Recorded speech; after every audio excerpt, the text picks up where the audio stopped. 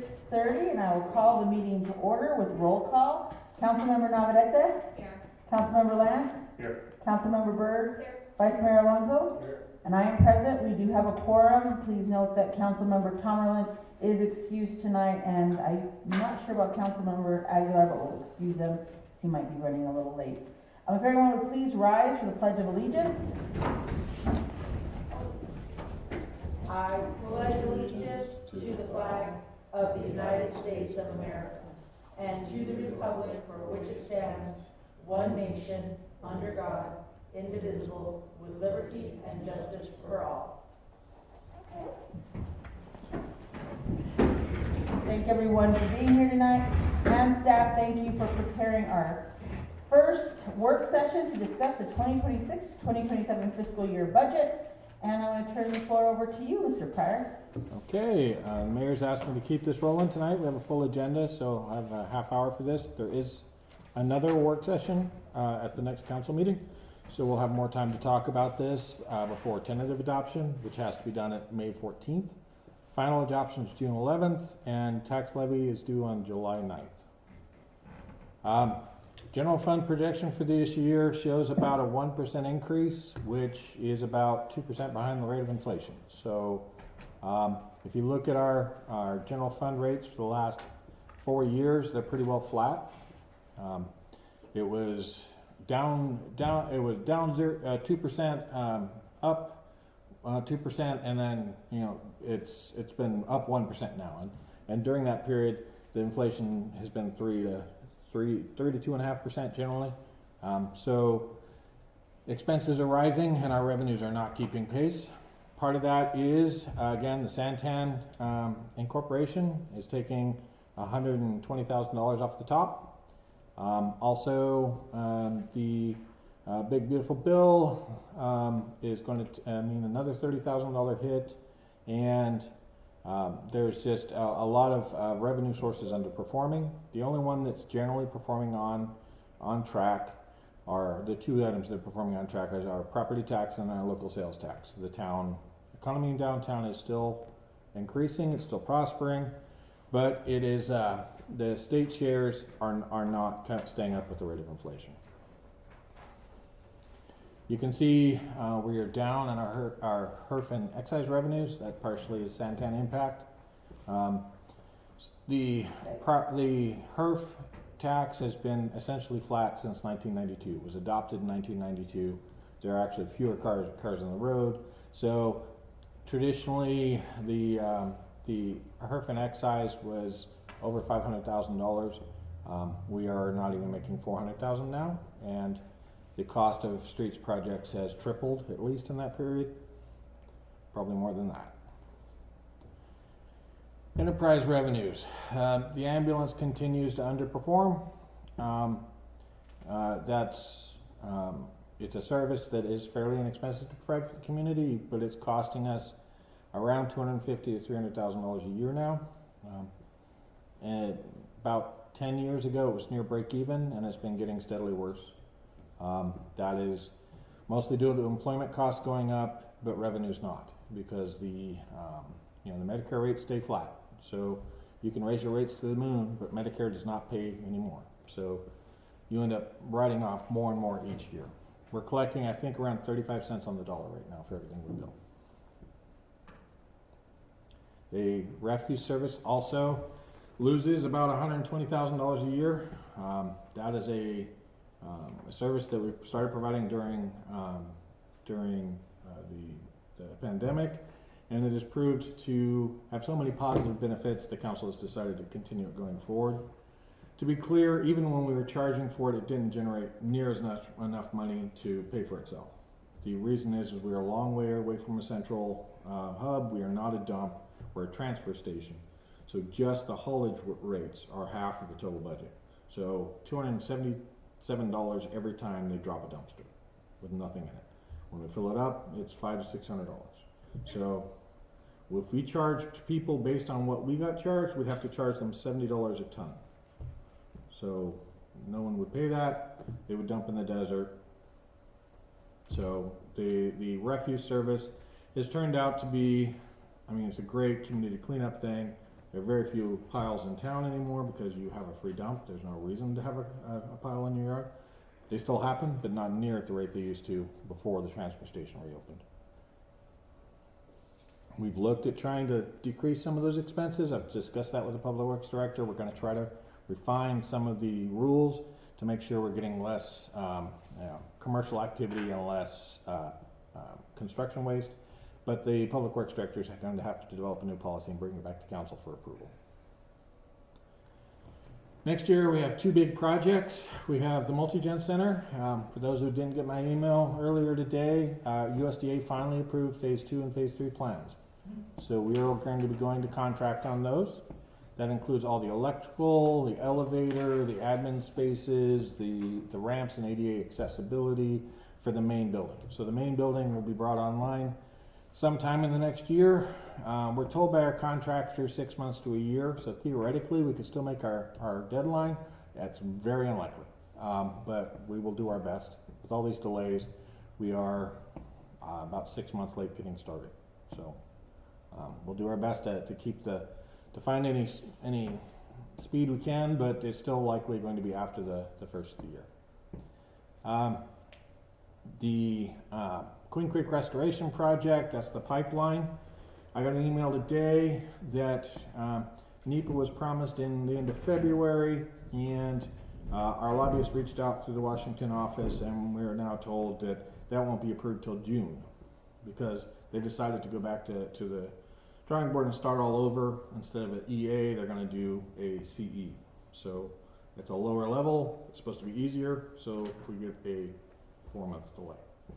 So, yeah, the math doesn't really make sense to me, but this has been. Say that makes no sense. If the CE is easier and they were ready to issue the EA earlier, but hey, we'll just go along with their workflow. The only sense I can make of that is that they weren't actually working on the NEPA, if they were sitting on it. So, but this is, I mean, I feel for federal employees right now. They're all understaffed. They're all, I mean, overstretched. So things fall through the cracks. I understand what's happening.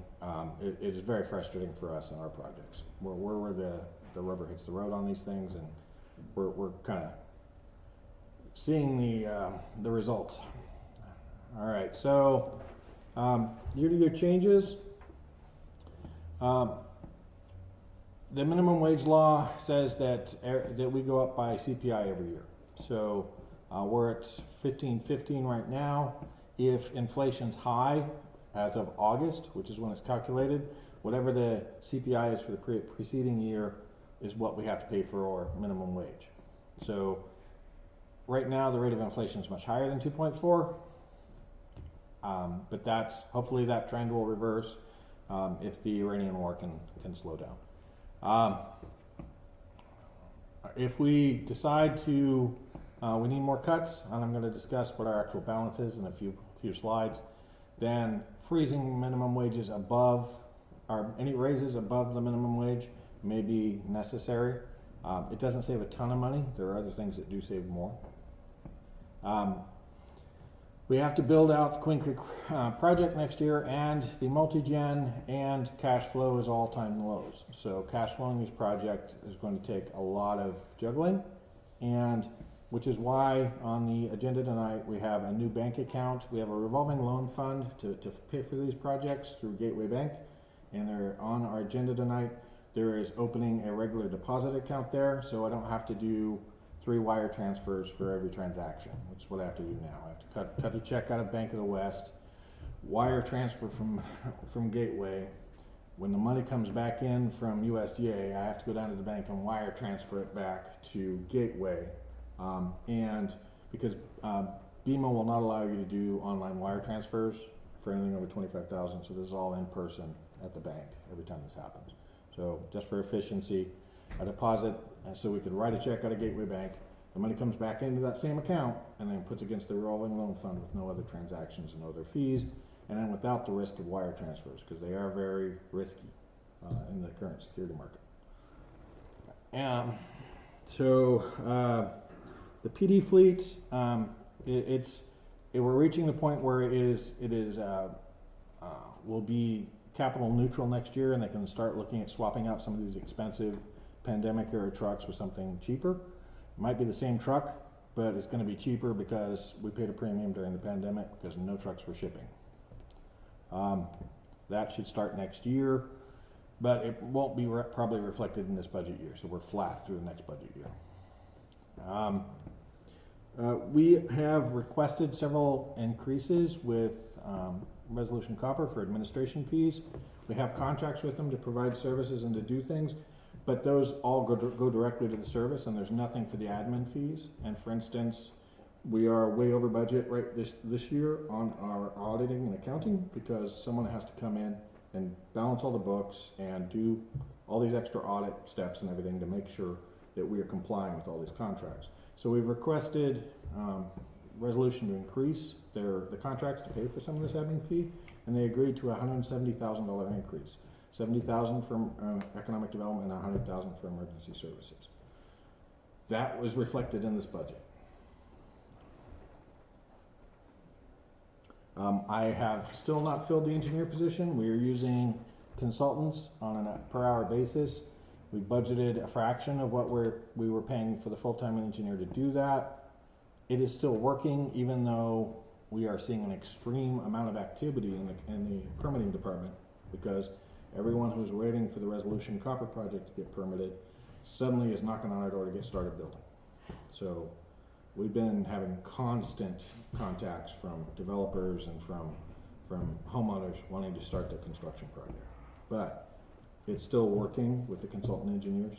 There are pain points, mostly here in Town Hall, but we're trying to work through them so that we can put this $150,000 savings into our budget and not have to lay anybody off next year. I mean, I'm assuming like the posting is still open somewhere? What The engineer position, or are we not like actively? I don't know that there might be an RFQ still posted somewhere, but we're not actively posting for an engineer right now that I know of. If you can tell me where that is, I will take it down. Oh, no, I don't know. I would just, I'm just asking. Yeah, there's no position open for that right now. So Okay. cash flow has, so back to cash flow, it's been very negative over the last year, and it's going to get worse with next year. So we are running right at break even now for our cash flow, which isn't sustainable. We have no cushion. So next year we're looking at significant changes in order to build a cushion back, and I'll be talking a little bit more about that. Again, I'm trying to keep this snappy because I don't know how I'm doing on Talk time. real quick on the previous, I just got on to where Councilman Marqueta was asking. Oh, Do sorry. we have it? It says the engineer position remains unfilled. We don't have one open right now? No, we don't have one open. Right now we're using the contract engineer, Dale Miller. He works as contract engineer for us and for Winkleman, I think, and Kearney. Are we opening that role? Are we opening the position? No, So we should don't. reword that then, 'cause Yeah, it just suggests like it's an open position that we're I've left it on the budget, but as a zero. I freeze positions rather than taking them off because the engineer is a council-approved position. So you've approved a job description for that role. If money comes back two budget cycles from now, we just reactivate that position and turn it back on, which is why it's still here listed on our budget, but it shows zero across the board for them. But I'm happy to take this off that so it makes more sense to everybody. I think it's just the verbiage. So long-term debt, because of our capital projects, mostly for the wastewater treatment plant, we have some significant long-term debt, now up to $4.5 million. The principal is $136,000 a year, and the interest is $135,000 a year. We've been paying on the wastewater treatment plant more than this for about 2 years. That's part of our revenue hit, is we were paying a short-term loan at very high interest rates because the USDA, for those who aren't aware, USDA had entered the loan as Town of Superior, and the loan application that we submitted to them said Town of Superior MPC. So the MPC is our municipal property corporation. The reason we have a municipal property corporation is because it's exempt from bonding limits. So we can do our long-term debt in there, and it doesn't affect our ability to bond for other projects. So we submitted it to them, they submitted it to underwriting at the Fed level to GSA. GSA cannot figure out how to change the name back. They've been thinking about it for 2+ years now. So hopefully we're supposed to have a solution for that, but they're supposed to migrate to the new loan. If you look at these numbers, they're based on standardized amortization fees, and USDA's are a little more generous than this, so hopefully that number will go down. But I needed a number to plug in here, so this is kind of the worst case. We also have the debt service for the multi-gen. You can see we paid that down significantly in the last few years. It was $895 and now it's $660. We also have our GATA loan for the bridge, which pays off our HERF debt as well. So we basically refinanced our debt at a lower rate.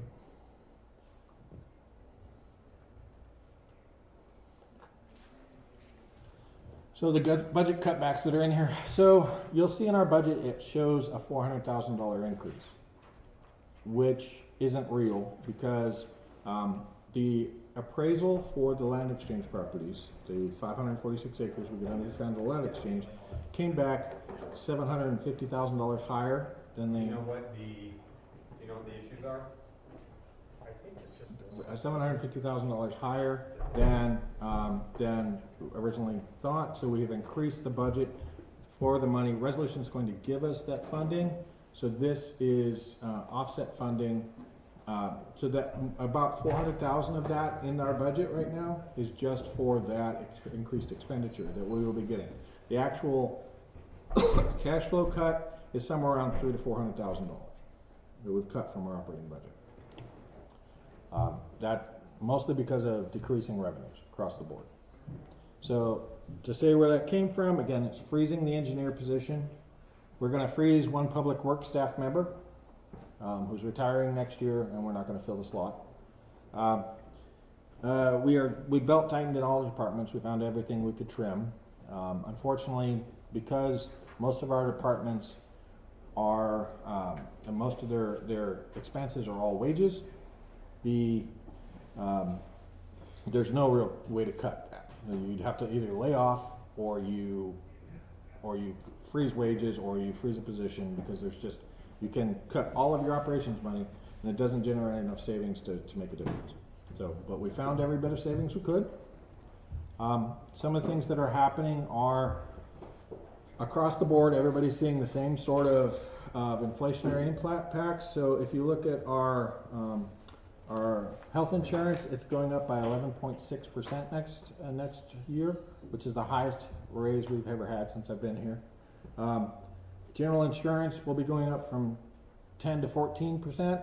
I mean, my current draft budget shows 14% is what they told me. The health insurance PPO, again, that's 11.6. The APS rate is going to go up by roughly 10%. If you average across our accounts. So all of those impacts are increased expense. Just those added up together, they're over $100,000 just for everybody else's rates going up. So we're getting squeezed from both directions, decreased revenues and increased expense. Okay, so we aren't going to have any money for big payment projects next year. The HERF and excise, it was cut back to the point where it pays for potholing and nothing else. There's no money in there for any street projects. So we'll have to focus heavily on doing maintenance, but we can't do any new pavement unless we get lucky and we get a grant. We do have one project slated for next year. It's already paid for, and that is the sidewalks along Panther. Right now, we are sitting at about a 3.6% cushion, about $120,000 revenue cushion for all departments. That isn't a lot for a town our size and for the revenue impacts we'll have next year. That is, and with not having any cushion, that is not a very robust cushion. The council could consider freezing the code enforcement officer. That's a $90,000 savings. We could freeze raises for everybody except minimum wage. That's about $30,000. Charging for the transfer station might generate like $20,000 again. Return on investment there isn't great. You have higher costs, in less use, which may or may not give us any savings at the end. So Yeah, and then at what cost if you start seeing, like, We're down to the point where there are no any easy decisions left.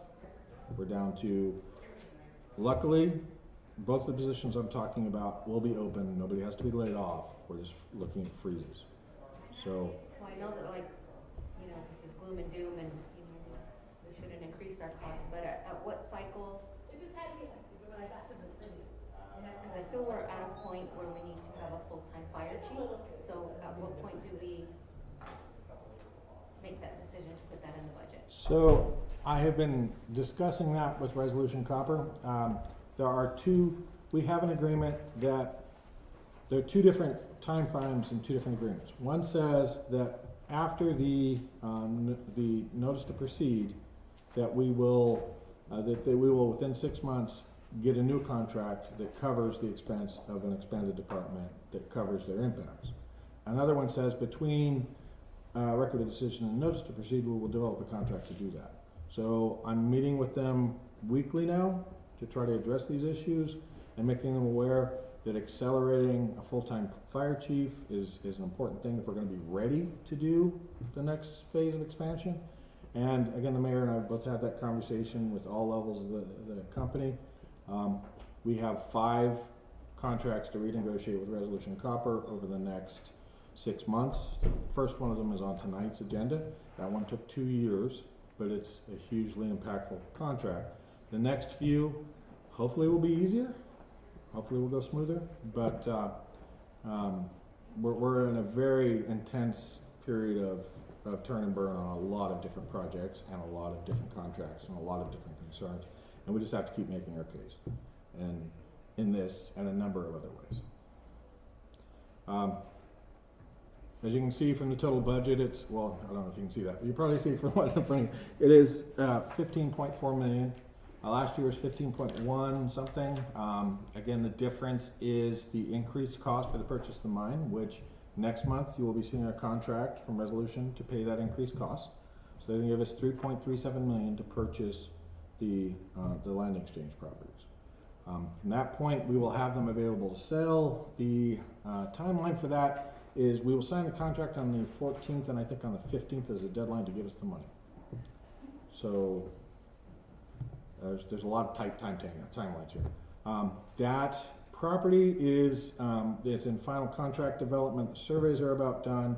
We still have to get the easements from the utilities, but we're very close to closing on that. So all of that will either happen too fast for me to keep up with, or it will happen, somebody will hit a delay button somewhere and we'll be stuck, just like all of our federal processes. But it could happen any day. But with our revenue situation, we're going to be seeing decreased service across the board. We're going to be seeing fewer people on the streets if we have to. And to be clear, with this budget and with what could happen to our economy over the next year, we may have to do a mid-year adjustment and look at deeper cuts, because we have no cushion. If something bad happens, there's no way for us to adapt.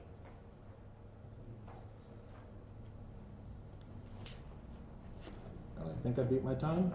Yes, I did. So, anyone have any questions? Council, we have a few minutes for questions, and I appreciate thanks some of our residents here. To hear this budget summary, we'll have one more budget summary at our May meeting to go over things, but this is the impact on small town America when big decisions are made in other places with our limited resources. So we appreciate everyone pitching in and helping where they can. Council, any further questions or comments? You'll have time to disseminate this a little bit more at our next meeting. Thanks for putting this in. Yeah, Todd, thank you, and thank you for keeping us apprised pretty much weekly on the tough decisions that you and our department heads are having to make. We really appreciate your fortitude and your thinking on these things so we can make good decisions, so thank you. We have a brief recess, 6 minutes. I'll make a motion to adjourn. Second by Councilmember Byrd. All in favor?